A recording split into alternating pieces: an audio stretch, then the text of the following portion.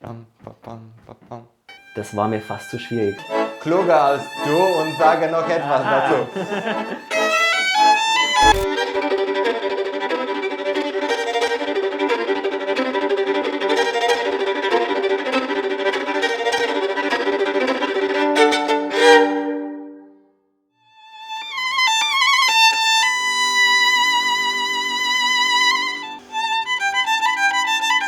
Ich habe den Andrei während des Studiums kennengelernt und da haben mir schon ganz viele erzählt, dass er immer wieder Abende macht mit ganz wilden Volksmusik-Sessions, mit rumänischer Volksmusik, und das hat mich immer fasziniert und ich habe immer darauf gewartet, dass er mich mal einladet. Und dann irgendwann habe ich mir gedacht, na, jetzt lade ich ihn ein. Hi, ich bin Andrei. Ich komme aus Botoșani, Rumänien und bin schon der 4. Generation von Volksmusiker in meiner Familie.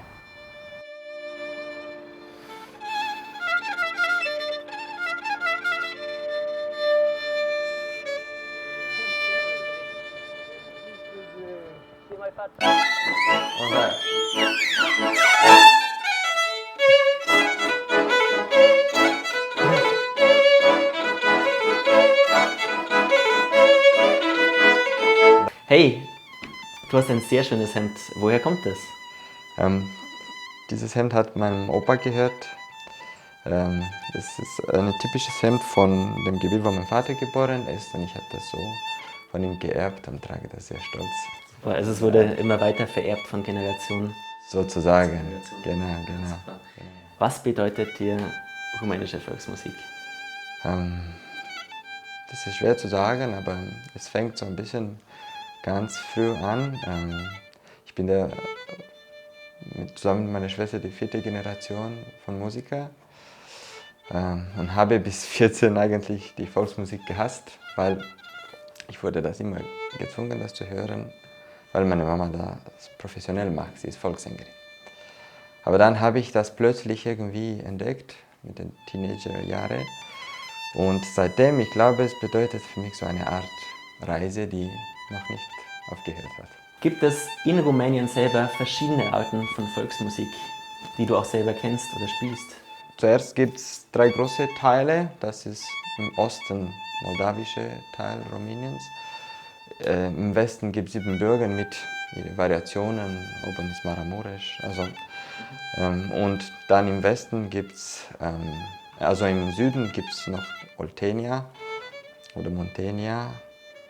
Und mit 2 Variationen im Nordosten, das ist Dobroja, das ist ganz Richtung Orient. Und dann haben wir im Westen Banat, das ist eine Mischung zwischen serbisch, also serbischer Stil und siebenbürgischer. Das heißt, es gibt viele Einflüsse von außen auch, je nachdem, an welcher Stelle man sich gerade befindet, oder? Ich glaube schon, ja. Wobei in sich sehr originell ist und es gibt auch die archaische Musik. Aber in der Entwicklung kann man auch die Einflüsse auch merken. Ja. Gibt es spezielle Traditionen in Rumänien, also zum Beispiel wie ein Maifest oder sowas, was man hier kennt? Ich würde sagen, unsere Traditionen sind ein bisschen mit den christlichen Festen gebunden. Wobei es gibt auch einen Bezug zu den vorchristlichen Zeiten. Ja. Vor allem beim Weihnachten. Es gibt einen Brauch, was hier oder Sternsingen oder sowas bezeichnet ist. In Rumänien gibt es die Colindat und dazu kann man über Bartók sagen, dass er so eine riesige Anthologie von Colinde geschrieben hat, gepflügt hat, ob das das richtige Wort ist, die auch vorchristlich sind. Ja, aber so, ansonsten, ich glaube, man hat das Alltag beschmückt so mit Sachen, die traditionell schon geworden sind. Du hast mir ja was mitgebracht. Das ist gar nicht so einfach zu spielen. Wie heißt es nochmal? Das ist ein Tanz, das nennt man Tropotita, das heißt mit den Füßen so zu tappeln. Das kann auch sowohl ein Männer- oder eine Mischtanz sein. Und es stammt aus dem historisch traditionellen Region im Norden Rumänien, das nennt man Maramureș. Maramureș. Lass uns das probieren. Also um dieses Stück ein bisschen vorzubereiten, habe ich es mir tatsächlich auf so eine App runtergeladen, um es ein bisschen langsamer zu machen am Anfang, weil es, also in der Geschwindigkeit, das nach Gehör zu lernen, und man muss es ja nach Gehör lernen, weil es ja Volksmusik ist, das war mir fast zu schwierig. Und dann habe ich erstmal langsam einstudiert und dann bin ich immer schneller geworden, bis ich einigermaßen das Originaltempo erreicht habe. Das ist aufgeteilt in 3 plus 3 plus 2, ja? Genau. Ja, und man tanzt eigentlich relativ statisch, Ja. ja, zusammen und hat immer diese Schritt ram, pa, pam, ram, pa, pam, und dreht sich. Das kann ich lieber eine professionelle, also ich bin als Musiker ausgebildet und nicht als Tänzer. Wir haben natürlich auch eine mega Verstärkung dabei, und zwar den Vlad aus Moldawien.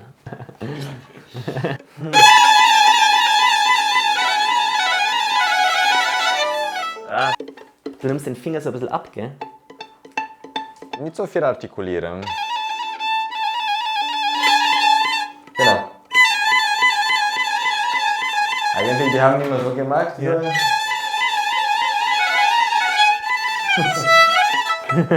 Okay, super. Tropotita aus Maramureș besteht aus diesem ganz durchgehenden Rhythmus, der symmetrisch ist, aber auch 3 plus 3 plus 2. Ja? Das machen wir jetzt vor.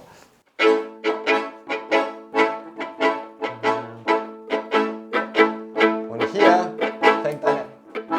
fängt eine Art Dialog. Ich spiele dir und du antwortest Okay. mir, okay?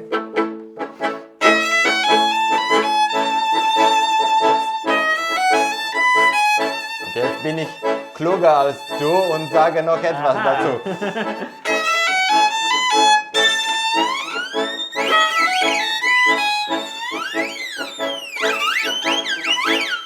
Das sind die Jubel, ja? Jubel beim Tanzen.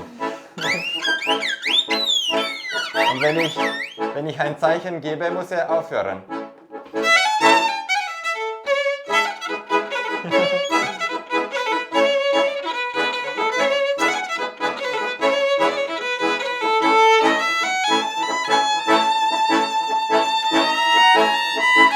Willst du probieren?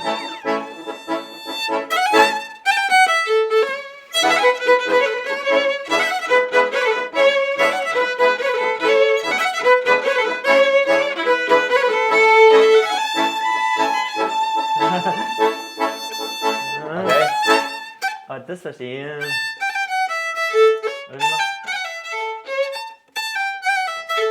Genau. Also es ist so eine virtuose Musik, die rumänische Volksmusik, und das, also was mir total gefallen hat auch, war, dass man sofort den Eindruck hat, man darf dabei sein, man kann miteinander musizieren, auch wenn es teilweise echt wahnsinnig schwer ist zu spielen. In letzter Zeit sind mir immer wieder Leute aus Rumänien begegnet, und ich habe das dann früher nie einordnen können, aus welcher Region welche Musik kommt. Das kann ich jetzt halt besser. Zum Beispiel habe ich letztens eine Pianistin aus der Gegend von Maramureș kennengelernt, und das ist ja genau das eine Lied, was wir zusammen spielen. Und auch an der moldawischen Grenze weiß ich jetzt halt, was man ungefähr spielt. Ja, ich fühle mich sehr bereichert durch das Ganze, durch auch das Wissen vom André, und hoffe, dass sich der ein oder andere, die ein oder andere auch für diese Musik interessiert. Oh.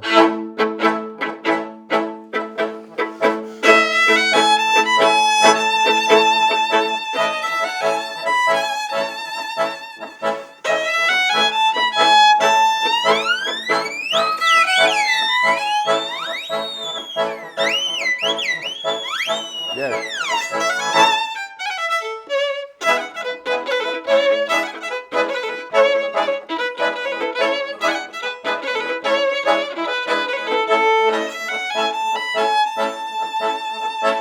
Sag Matthias, wie es lang geht.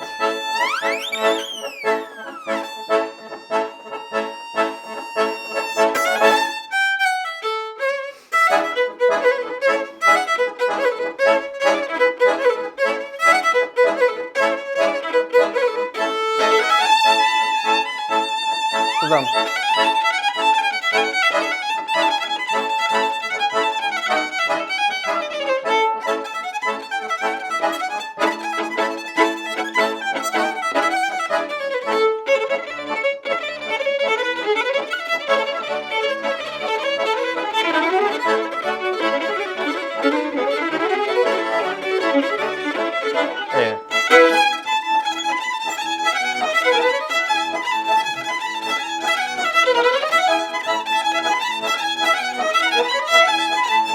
Super,